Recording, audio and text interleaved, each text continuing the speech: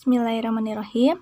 Nama saya Putri Reginata dari kelompok 3 Sejarah Indonesia, kelas 12 MIPA. Pada video ini akan memaparkan materi tentang perkembangan politik di Indonesia pada masa demokrasi liberal.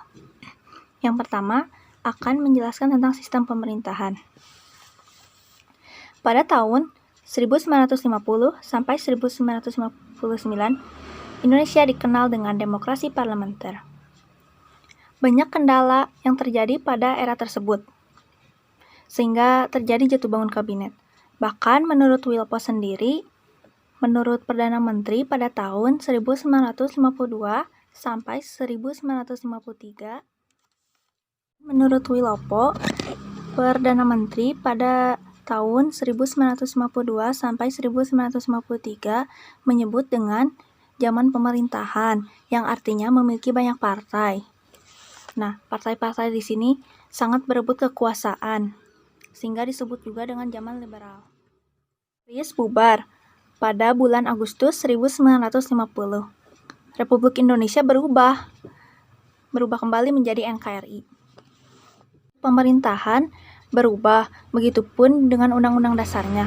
Asalnya dari konstitusi RIS, sekarang berubah menjadi UUDS 1950, atau yang disebut juga dengan konstitusi liberal.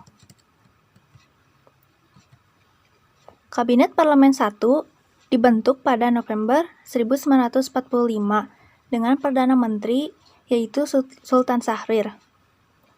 Kabinet parlemen ini disusun oleh kekuatan partai. Ada dua kelompok yang sangat beradu kekuatan. Yang pertama ada Masyumi. Lalu yang kedua ada PNI. PNI bergerak lebih aktif dibandingkan Masyumi setelah pemilu 1955. Dan program kedua kabinet ini rata-rata memiliki kesamaan, yaitu menguruskan keamanan, kemakmuran, masalah Irian Barat. Akan tetapi setiap kabinet memiliki penekanan masing-masing. Misalnya, Masyumi lebih menekankan pada penyempurnaan pimpinan TNI, sedangkan PNI lebih menekankan kepada masalah luar negeri dan pemerintahan dalam negeri.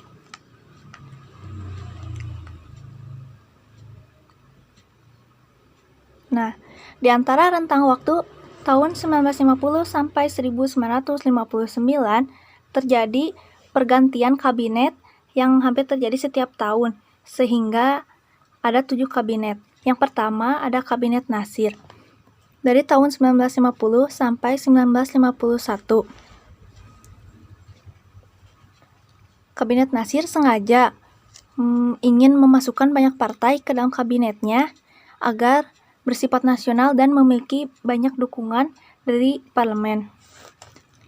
Akan tetapi, kabinet ini sulit memasukkan orang-orang PNI, sehingga PNI menjadi oposisi bersama PKI dan Murba.